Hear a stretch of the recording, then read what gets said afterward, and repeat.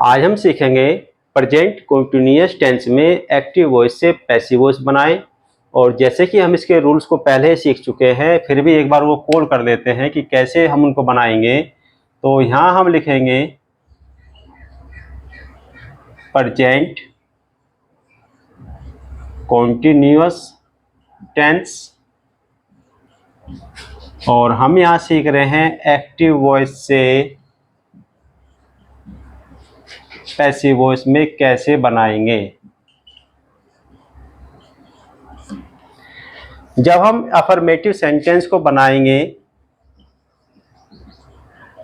और affirmative sentence ही हमारे active voice होते हैं, तो उसका जो स्ट्रक्चर होता है सब्जेक्ट प्लस हेल्पिंग वर्ब के रूप में हम सब्जेक्ट के अकॉर्डिंग इज एम आर का यूज करेंगे, प्लस मेन वर्ब की फर्स्ट फॉर्म में हमें क्या करना है, आईएनजी को ऐड करना होता है, और प्लस हमारे आ जाएंगे अदर वर्ड्स, या हम इसको ऑब्जेक्ट भी कह सकते हैं। तो अब यहाँ पे हमें क्या करना है, इसका पैसिव वॉइस बनाना है। तो पैसिव वॉइस के लिए हम क्या रूल करेंगे, ये हमारा है एक्टिव वॉइस और इसी का हम बनाएंगे अब पैसिव वॉइस। तो हम जानते हैं कि एक्टिव वॉइस का सब्जेक्ट पैसिव वॉइस का ऑब्जेक्ट बनेगा, और एक्टिव वॉइस का ऑब्जेक्ट पैसिव वॉइस का सब्जेक्ट बनेगा।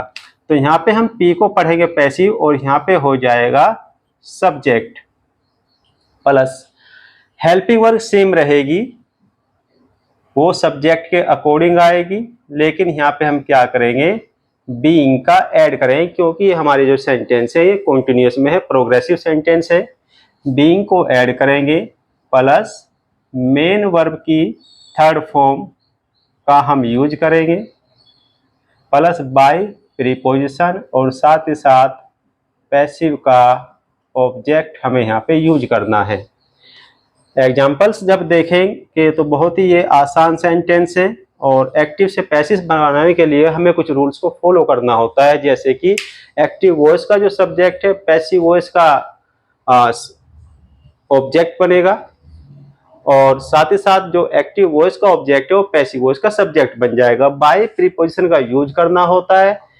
हमने एक्टिव वॉइस में चाहे फर्स्ट फॉर्म का यूज करें, सेकंड फॉर्म का यूज करें, आईएनजी को ऐड करें, लेकिन हमें जब पैसिव वॉइस बनाएंगे तो प्रत्येक पैसिव में हमें क्या करना है, मेन वर्ब की थर्ड फॉर्म को ऐड करना होता है। जब कंटीन्यूअस की बात करेंगे तो हेल्पिंग वर्ब के बाद हमें बीइंग को भी ऐड करना पड़ता है। अब हम देखेंगे जैसे कि ही इज हेल्पिंग मी, ये हमारा प्रेजेंट कंटिन्यूअस हो गया, और ये सेंटेंस है हमारा एक्टिव वॉइस में। हमें बनाना है इसका पैसिव वॉइस।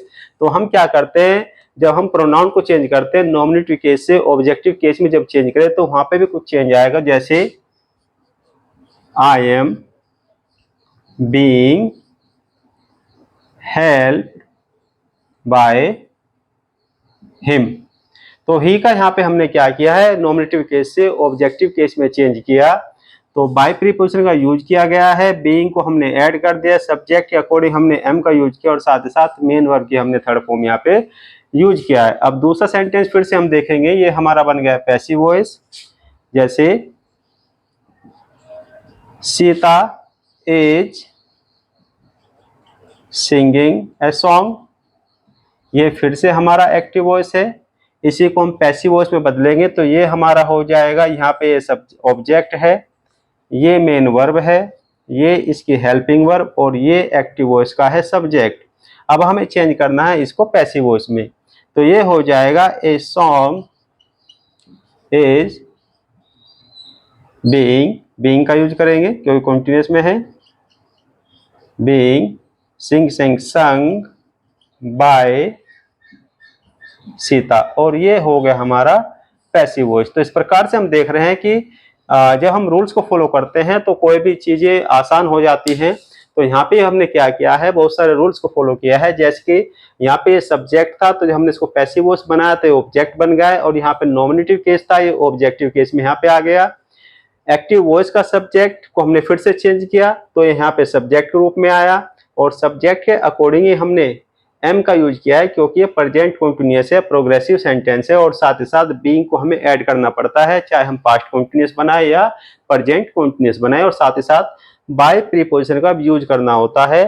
तो इस प्रकार से हम एक्टिव वॉइस से पैसिव वॉइस बनाते हैं जब हम प्रेजेंट कंटीन्यूअस में अफर्मेटिव सेंटेंस की बात करेंगे। वीडियो यदि पसंद आए तो वीडियो को लाइक कीजिए, शेयर कीजिए, कमेंट कीजिए और साथ ही साथ फेसबुक पे मुझे फॉलो कीजिए सुनील कुमार, और इंस्टा पे फॉलो कीजिए सुनील कुमार 3046, और साथ ही साथ यूट्यूब पे मेरे चैनल को सब्सक्राइब कीजिए कटारिया इंग्लिश एकेडमी। नए टॉपिक